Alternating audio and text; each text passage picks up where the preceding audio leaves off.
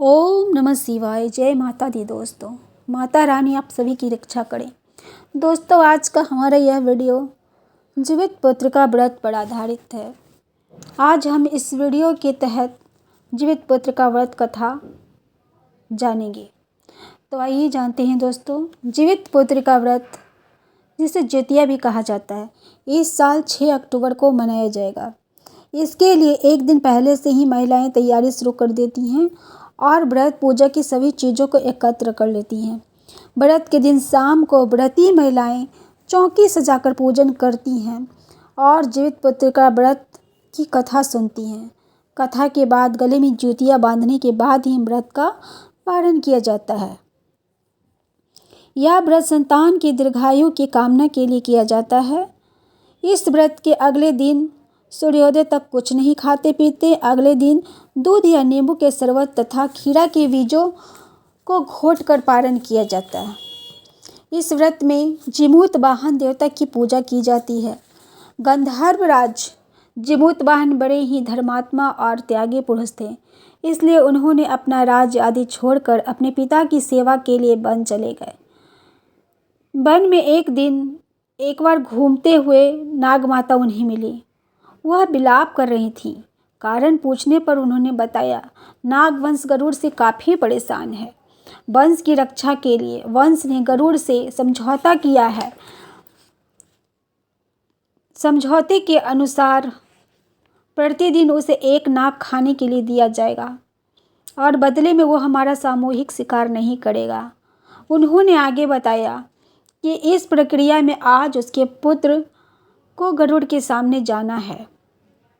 नागमाता की पूरी बात सुनकर जिमूत वाहन ने वचन दिया कि उनके पुत्र को कुछ नहीं होने देंगे, वो उनके पुत्र की रक्षा करेंगे और उन्होंने अपना वचन निभाया भी। दोस्तों, उन्होंने उस जगह पर जहाँ पर कि गरुड़ अपना शिकार लेने के लिए आते थे, खुद को लाल कपड़े में लिपटाकर सो गए और गरुड़ ने उन्हें अपना शिकार समझकर उन्हें अपने पंजों में दबा लिया और पहाड़ की तरफ उड़ गया। जब देखा कि हमेशा की तरह नागों ने कोई चीखना चिल्लाना नहीं किया, कोई रोने धोने की आवाज़ नहीं आई, तब उसने कपड़ा हटाकर देखा और सामने जिमूत वाहन को पाया। जब उन्होंने पूछा कि आप कौन हैं, अपना परिचय दीजिए, आप नाग तो हैं नहीं, तब जिमूत वाहन ने सारी बातें, नागमाता से की गई सारी बातें उन्होंने बता दी और कहा कि हे गरुड़, आप अपना भोजन जी भर कर लीजिए, आप मुझे खा लीजिए जितना आपको खाना है, लेकिन आप नागवंश को छोड़ दीजिए। जब गरुड़ ने उनकी बातें सुनी तो उन्हें बहुत पश्चाताप हुआ और वे मन ही मन सोचने लगे कि एक जिमूत वाहन जी हैं जो दूसरे की रक्षा करने के लिए अपने प्राणों का तनिक भी परवाह नहीं किया, और एक मैं हूँ जो अपनी भूख मिटाने के लिए कितने लोगों की प्राण ले लिए।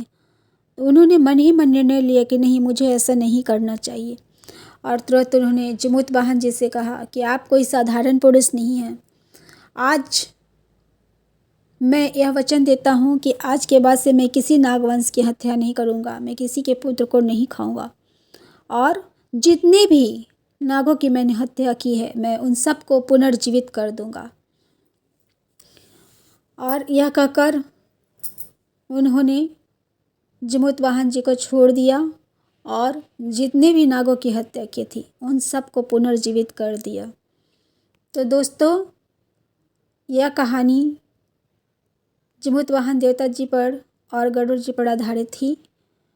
इस तरह से जिमूत वाहन देवता जी ने गरुड़ से नागमाता के पुत्र की रक्षा की। उसी दिन से यह व्रत और यह कथा सुनने का नियम चला आ रहा है। लोग इस व्रत को करते हैं और व्रत करने के बाद यह कथा सुनते हैं। यह कथा सुनना अनिवार्य से होता है। इस कथा के सुनने मात्र से ही संतान दीर्घायु होते हैं। तो उम्मीद करती हूँ दोस्तों आपको हमारा वीडियो पसंद आया होगा। यदि वीडियो में कोई त्रुटि रह गई हो तो मैं क्षमा प्रार्थी हूँ और आशा करती हूँ कि आपका प्रोत्साहन हमें मिलता रहेगा।